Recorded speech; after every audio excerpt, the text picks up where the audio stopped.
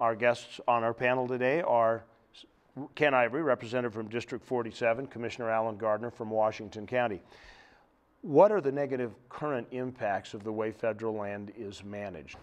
Well, the general management of our forests, our inability to use our natural resources. Uintah County is just oil, oil, oil, and yet we're unable to really even scratch the surface on what's available out there.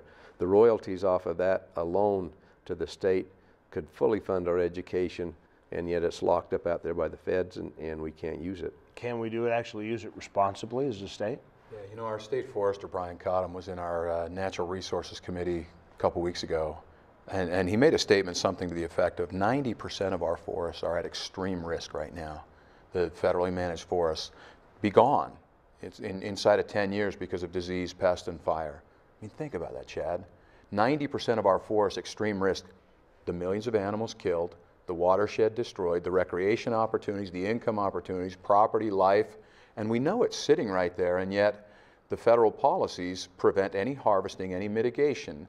And our state forester tells us that $1 in prevention saves $517 of the consequences from just letting the fires burn. And yet the federal policies are let the fires burn.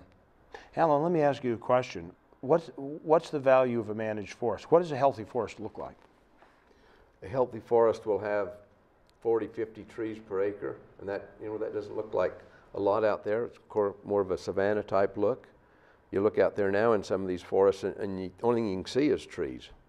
And that our climate does not allow the ability to provide water for that many trees. And besides that, when they get thick like that, they're little thin trees instead of some big trees like we like to see that can provide lumber, and they're a lot nicer to look at. So typical rule of thumb is somewhere around you harvest about 35% of a forest and then reseed it and move on. And so you're constantly thinning and moving.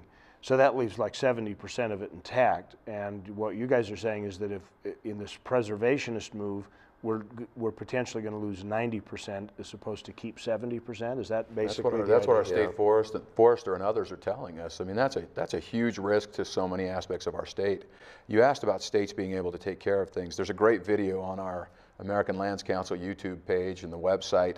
It's americanlandscouncil.org. It's Governor Bullock from Montana. He says, look, we in Montana manage 5% of the harvest of the forested lands, yield 15% of the timber, and protect the species, protect the habitat, protect the watershed, and on the federal side it's just the opposite.